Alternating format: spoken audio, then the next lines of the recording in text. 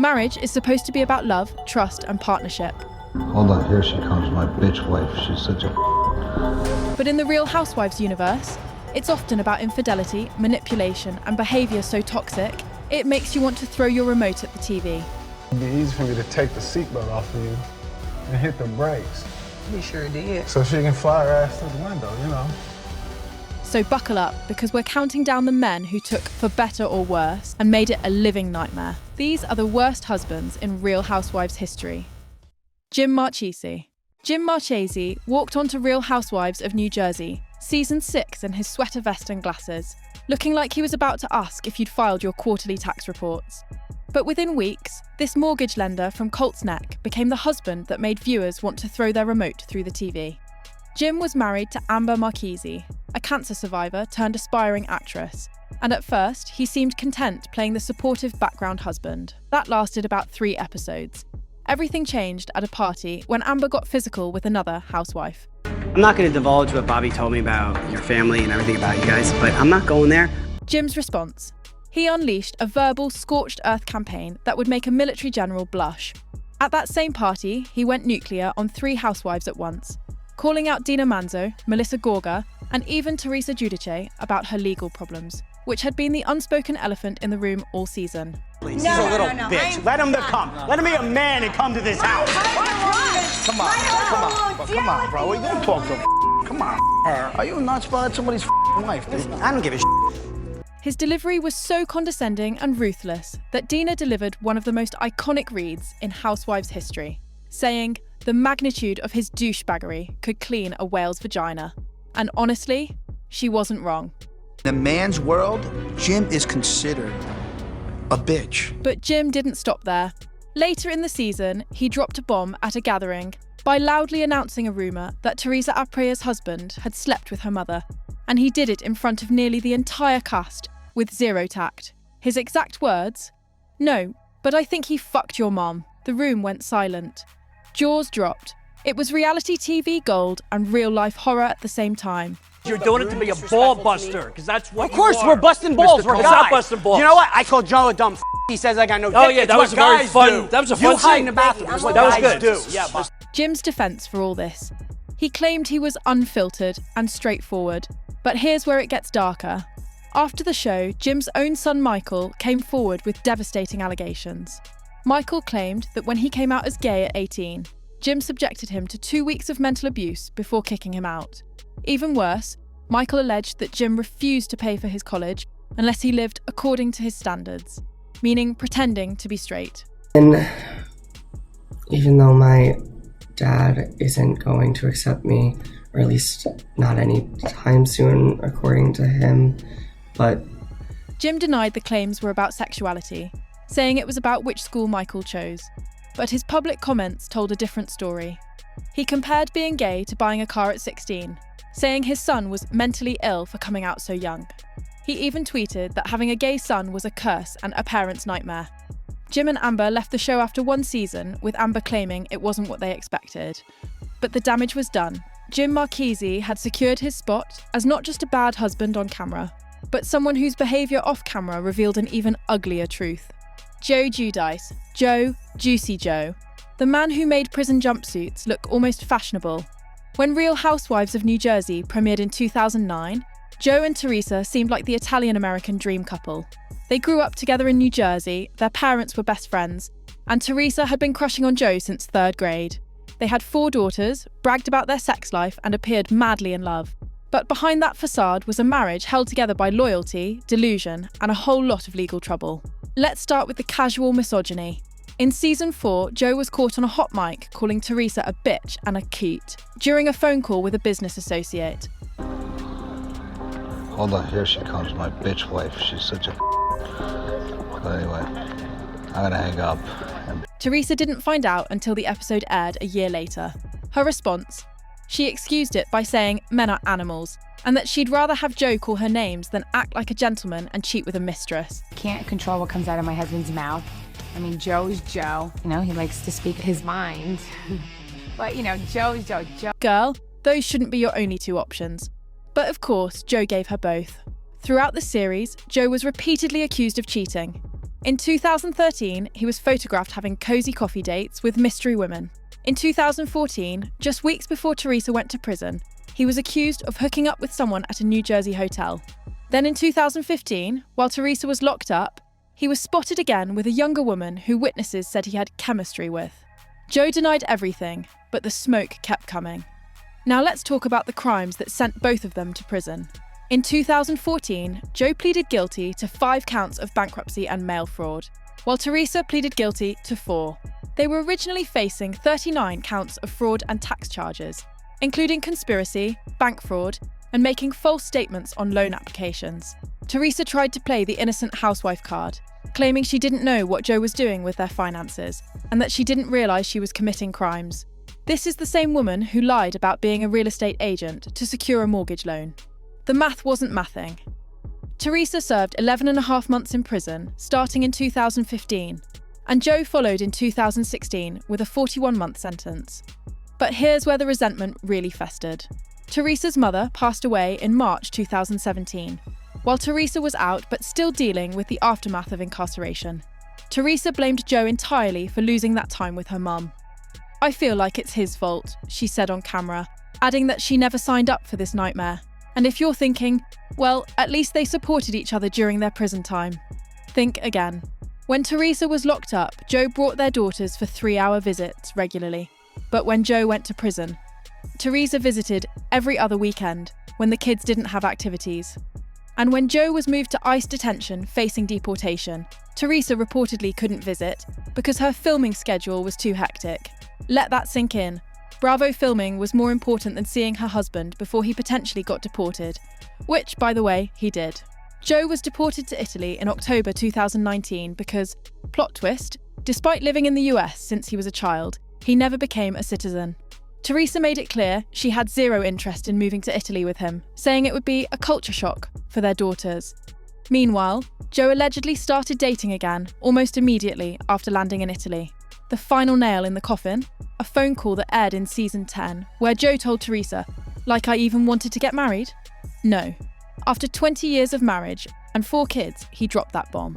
They officially separated in December 2019, with both parties being weirdly cryptic about it on social media instead of just being straightforward. Joe Giudice didn't just fail as a husband, he dragged Teresa and their daughters through years of legal drama, infidelity rumours, and ultimately deportation. And somehow, through all of it, he still managed to convince his daughters he was the victim. Michael Darby. Michael Darby is a 60-something-year-old Australian real estate developer who married Ashley Darby when she was in her early 20s and working as a cocktail waitress at one of his bars. Their 29-year age gap raised eyebrows from day one of Real Housewives of Potomac, but Michael's behaviour would prove to be far more disturbing than just being a rich older man with a trophy wife. Let's start with season 1, when Michael was caught on camera grabbing cast member Katie Rost's ex-fiancé Andrew Martin's butt on the dance floor. That same night that Michael grabbed Andrew's butt, he also went around and grabbed their butt. That's not true. Michael laughed it off as a playful joke between friends, claiming Andrew responded with a laugh, but the pattern was just beginning. Fast forward to season 4, and things got serious.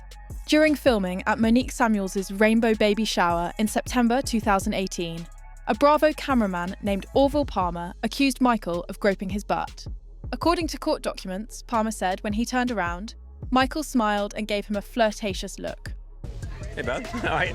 You stand back there with that. Please don't do that. Okay. Don't do that. All right. No problem. Palmer immediately told Michael to stop and reported it to his supervisors. Michael was charged with felony assault and misdemeanor improper sexual contact, charges that carried a potential 11 years in prison. The charges were eventually dismissed due to insufficient evidence. But here's the kicker.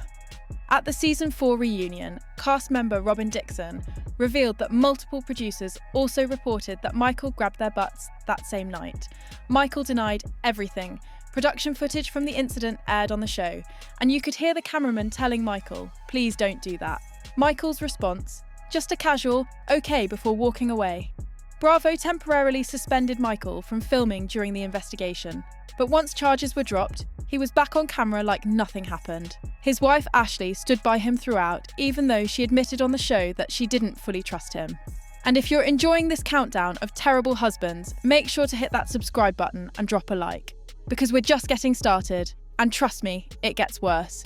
But Michael's issues didn't stop at inappropriate touching. In May 2020, a video leaked online showing a man who looked exactly like Michael, lying in a hotel bed wearing only black boxer briefs, asking a woman to spank him. The video then cut to what appeared to be the same man with the woman at a hotel bar. Ashley's response on Instagram, still good, with a smiley face emoji. The scandal unfolded on season 5, when Candiac Dillard received text messages from a friend claiming she saw Michael at a strip club, bragging about having a boyfriend and a wife. When Ashley confronted Michael on camera during a tense dinner, he admitted he went to a strip club, met a woman, took her to a casino, then back to his hotel room, where he claims he just passed out drunk and nothing sexual happened. His excuse for all of this, he was craving intimacy because Ashley wasn't giving him enough attention after becoming a new mother. Classy. Michael blamed Ashley's postpartum period for his wandering eye, essentially making his infidelity her fault for having his baby. Ashley later revealed on the show that their marriage had never been fully monogamous and that they'd included other parties at times, which raised even more questions about what was really going on behind closed doors.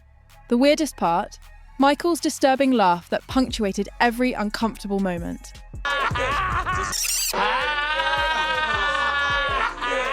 It's the kind of laugh that makes your skin crawl, nervous, inappropriate, and completely tone deaf to the gravity of the situations he found himself in. Ashley and Michael eventually separated in 2023, after welcoming 2 sons together. Looking back at the timeline, it's clear this wasn't just a bad husband. This was a man who allegedly couldn't keep his hands to himself, couldn't stay faithful, and somehow always found a way to make himself the victim. Brooks Ayers. Brooks Ayers wasn't technically a husband. He was Vicky Gunvalson's on-again, off-again boyfriend. But his spot on this list is absolutely earned. In fact, he might be the most manipulative, disturbing man to ever grace the Real Housewives franchise. Why? Because Brooks faked having cancer for a reality TV storyline. Fixing it. I may be one of those that Bobby doesn't respond to chemo, so I'm pretty excited about him taking on my case. Brooks entered the Real Housewives of Orange County universe in 2011 as Vicky's boyfriend, and from day one, the other housewives hated him.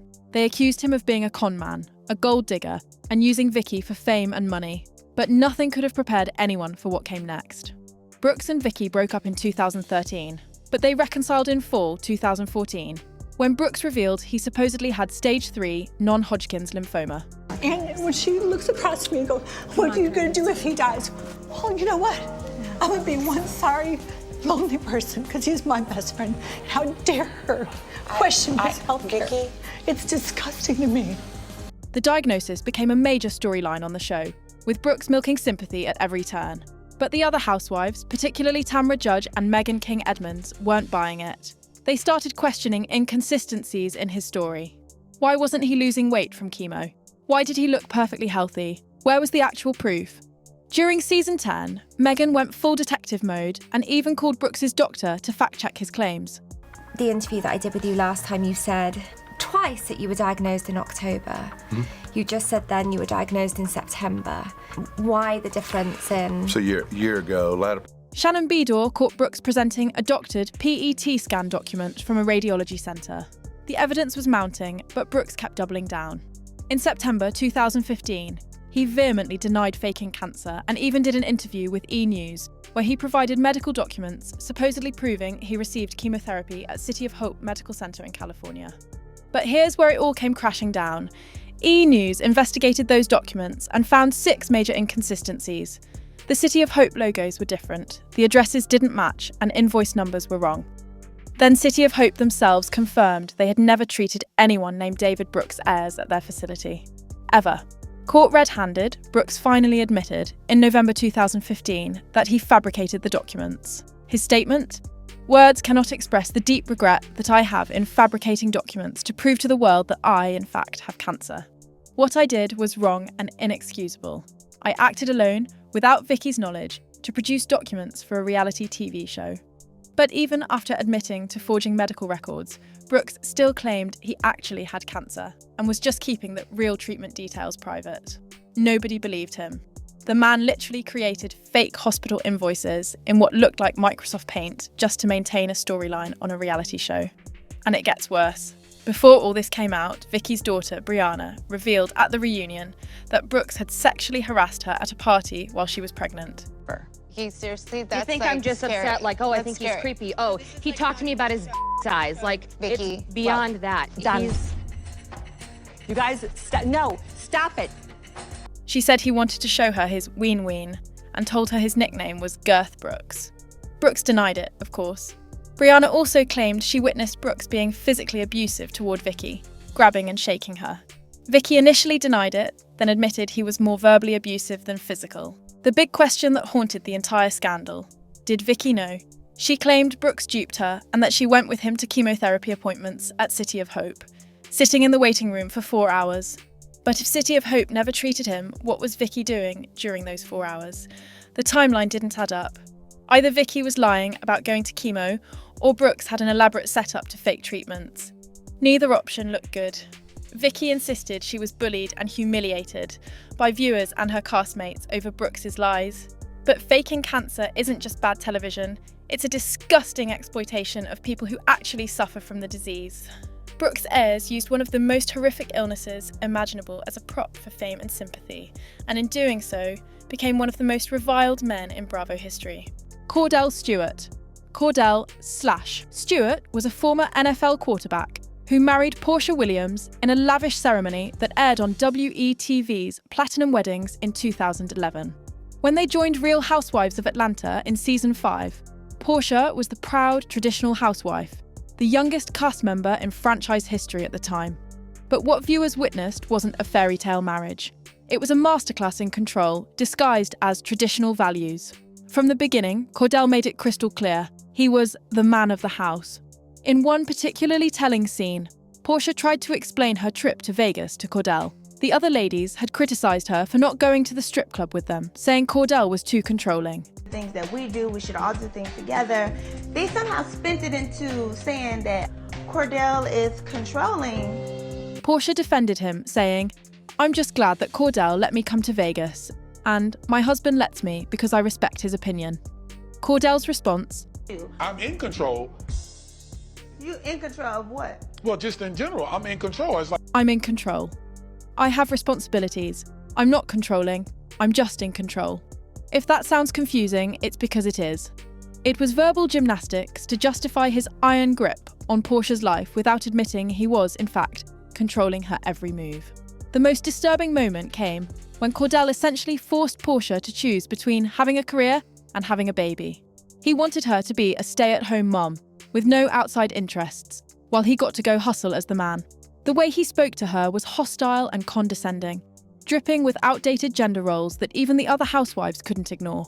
Cast members like Nene Leakes and Cynthia Bailey openly called out Kordell's behaviour as controlling and chauvinistic. In one scene, Kordell even pulled Cynthia aside to discuss a disagreement she and Portia had about Cynthia's pageant, inserting himself into Portia's friendships and conversations like a parent monitoring a teenager. He dictated what Portia could wear, where she could go, and what she could do. She couldn't make a move without his permission. Throughout season 5, viewers watched Portia try to balance wanting independence with being the submissive wife Kordell demanded. She wanted to build a career in philanthropy and eventually balance work with being a wife and mother. But Kordell refused to compromise, his way or the highway. In March 2013, just 1 week after tweeting support for Portia and announcing he wouldn't attend the RHOA reunion, Kordell blindsided Portia by filing for divorce. She found out on Twitter. In the divorce filing, Kordell called their marriage irretrievably broken and demanded the judge block any spousal support, claiming Portia was an able-bodied person, earning income and is capable of supporting herself. This was rich considering he'd spent their entire marriage demanding she stay home and not work. Because Portia had signed a prenup, she got almost nothing. He even kicked her out of their marital home, forcing her to move back in with her mother. Years later, Kordell wrote a book claiming Real Housewives of Atlanta destroyed his marriage and that Portia changed once the cameras started rolling. But here's the truth. Kordell didn't want a partner. He wanted a possession. And when Portia started finding her voice and refusing to be controlled, he punished her by divorcing her publicly and leaving her with nothing. Kordell Stewart showed the world exactly what emotional and financial abuse looks like when it's wrapped in traditional marriage packaging. Luis Ruelas. Luis Ruelas entered Teresa Giudice's life in 2020 like a knight in shining armour, a successful businessman who practiced yoga, preached meditation, and seemed like the calm, peaceful partner Teresa needed after her disastrous marriage to Joe Giudice. But beneath that zen exterior lurked a man with more red flags than a communist parade. The warning signs started early. In November 2020, just weeks after their relationship went public, court documents surfaced showing that Luis's ex-fiancée had filed a lawsuit accusing him of controlling and abusive behaviour from February to October 2019. According to the suit, after they got engaged, Luis abandoned her in Provincetown, Massachusetts, then padlocked her out of their shared New Jersey home. The lawsuit claimed he tried to manipulate her back with expensive gifts after instances of controlling, abusive behaviour. The case was later dropped, but the allegations painted a disturbing picture. Then came the Warrior Camp video. And folks, this is where things got truly bizarre. I hope that this hits your heart well and you understand where I'm coming from, and I hope to come home to you and be able to have a chance and opportunity to talk to you and share with you my experience in my life. You gotta talk from the heart. A video surfaced showing a shirtless Luis on a beach surrounded by other shirtless men, professing his love to an ex-girlfriend, while his brothers cheered him on. "I'm coming home to see you, to get engaged and bring our family together and finally get married," he declared emotionally to the camera, flanked by men who looked like they were auditioning for a cult recruitment video. Fans immediately got Dateline and Dirty John vibes. One viewer perfectly captured the mood. "I feel like this is what they show at the beginning of an episode of Dateline." Joe Giudice, Teresa's brother, admitted Luis had invited him to Warrior Camp, but after seeing the video said, "I'm really not into that kind of camp." When Luis finally addressed it on the show, his explanation made things worse. He claimed it was actually a breakup video where he was apologising for not wanting to commit. But that contradicted what he literally said in the video about proposing and getting married. Luis's behaviour on the show revealed his true colours. During one car ride, he made troubling comments to Teresa, saying things like, "She wants your seat at the table," about her castmates and "you don't have to work. I make enough money for the both of us." Classic isolation tactics. When Teresa didn't want to leave a party, Luis made her, saying, "Let's go," to their 15,000 square foot home, as if the material possessions would make up for his control. His temper became increasingly concerning. Luis admitted to hiring a private investigator, the sketchy Bo Dietl, to investigate Teresa's co-stars. When called out, he blamed it on his concerning temper. His ex-fiancée, Vanessa Reiser, later accused him of using that same PI to stalk her, filing for a restraining order that was denied. Reiser went public with more allegations, appearing on the Gaslight Effect podcast, where she described Luis as a malignant narcissist who would manipulate, love bomb, gaslight, and isolate her. As a licensed clinical social worker, she said their relationship was built entirely on lies, and that Luis was addicted to attention and completely destroyed her sense of self. But perhaps the most disturbing incident came in August 2024 on Teresa's podcast, Turning the Tables. Try it all, nothing bad or anything like that. But I'm saying go to the club and dance, wear a thong, wear a short skirt, show your legs off a little bit because Luis casually discussed encouraging Teresa's daughters, who range in age from 14 to 23, to wear thongs and short skirts. He then recalled their trip to Greece. "You know what I told your daughters? Wear a thong. Do it now because I didn't do it when I was young. Experience it now." And then when they came out in thongs, you're like, "You guys look fucking amazing." Teresa sat there nodding and saying yes in agreement. Fans were horrified, calling the comments sick, inappropriate, and grooming behaviour. Even Joe Giudice, Teresa's ex-husband and the girl's father, had to respond, admitting Luis comes off pretty weird. The segment was later edited out of the YouTube version of the podcast, but the damage was done. Luis's business dealings are equally shady. His company Digital Media Solutions was sued for alleged harassment. Another company he was involved with, Produce Depot, was sued and filed for bankruptcy. In 2024, a party planner publicly called him out for allegedly failing to pay over $300,000 for his company Vinavia's launch party. Perhaps most disturbing was Luis's role in destroying Teresa's relationship with her family. During season 13, hot mic footage caught Luis deliberately plotting to exclude Joe and Melissa Gorga from wedding events. On camera, he played the peacemaker, but behind the scenes, he told Teresa, "I don't even want your brother coming to my wedding." Joe and Melissa ultimately skipped the August 2022 wedding, and the Giudice-Gorga family rift has never recovered. Luis also made one of the creepiest comments in Housewives history when he wore Teresa's late father's pajamas and posted about it, calling them a message from Nonno. Joe Giudice has since dubbed him Moron Pajama Boy. Teresa refused to sign a prenup despite Luis's sketchy financial history, his fake jewellery Christmas gifts, and all the lawsuits. She's so blinded by love or manipulation that she can't see what everyone else does. Luis Ruelas isn't her saviour. He's a controlling, potentially abusive man with a pattern of targeting vulnerable women, isolating them from their families, and leaving destruction in his wake. David Beador. David Beador might look like a successful businessman with his $13 million Newport Coast mansion. But behind the designer suits was a man who excelled at making his wife Shannon feel worthless, all while carrying on an affair that was as calculated as it was cruel. In June 2015, during season 10 of Real Housewives of Orange County, Shannon revealed that David had been having an 8-month affair with Nicole McMacken, a married executive at a tech firm. Shannon discovered the truth the way no wife should. That's kind of when the affair started. The day after we started filming, it happened the day after our first day of filming. By hearing him whispering to someone on the phone and finding hotel receipts stuffed in his briefcase. When confronted, David admitted everything. But here's where it gets sinister. Nicole McMacken wasn't just some random woman. She deliberately befriended Shannon by enrolling her child on the same basketball team as Shannon's daughter, a team that David coached. Nicole would show up to games, make small talk with Shannon, and ask her how her marriage was going, all while sleeping with her husband. It was psychological warfare disguised as suburban mom friendship.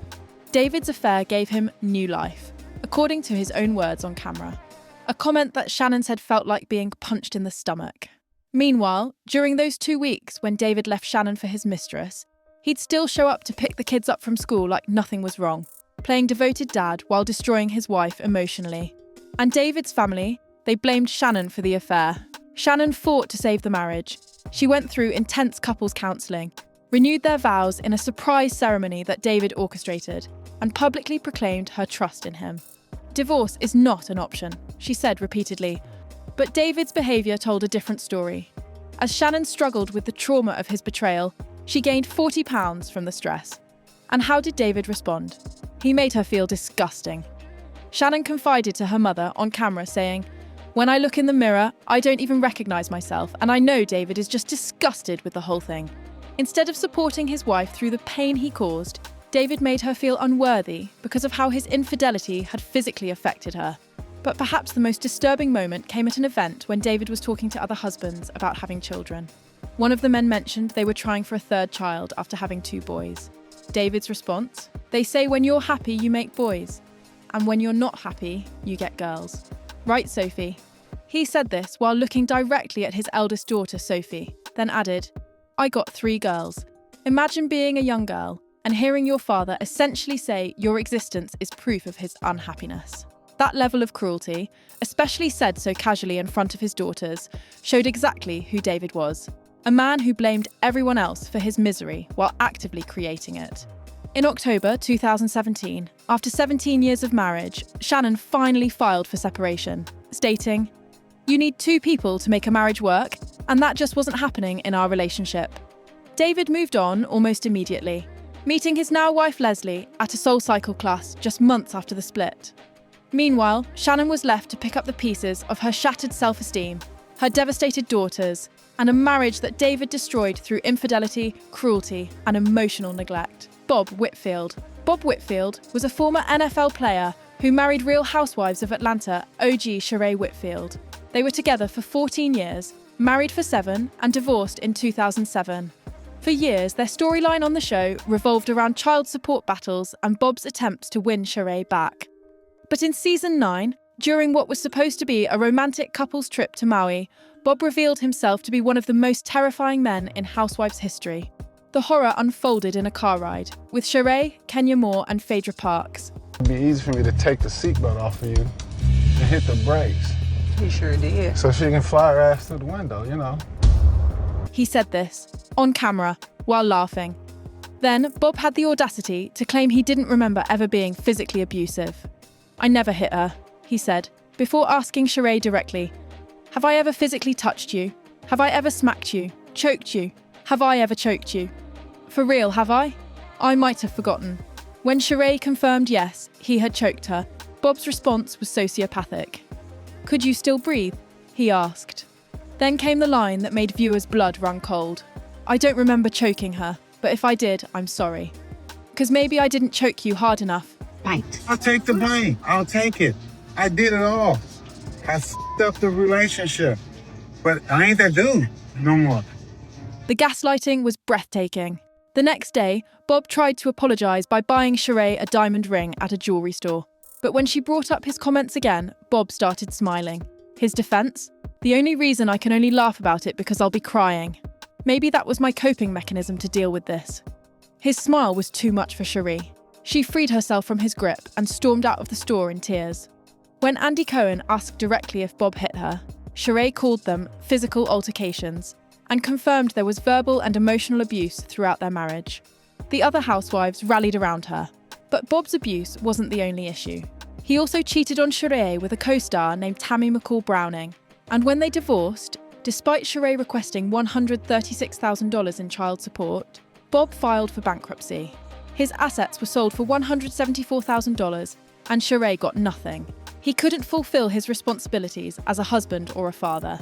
Years later, Bob had the nerve to reveal on camera that he'd been hiding a secret 26-year-old daughter, choosing to announce it at Sheree's granddaughter's homecoming. Because apparently, causing Sheree pain was Bob's lifelong hobby. Bob Whitfield didn't just fail as a husband, he was an abuser who joked about violence, gaslighted his victim on national television, and then smiled while she cried about the trauma he caused. He's proof that some men should never be given a second chance. So there you have it. 10 husbands who proved that sometimes the real villain of the Housewives franchise isn't the woman throwing wine. It's the man standing silently in the background. From fake cancer scams to choking jokes, from cheating scandals to thong comments about stepdaughters, these men showed us that a wedding ring doesn't automatically make you a decent human being.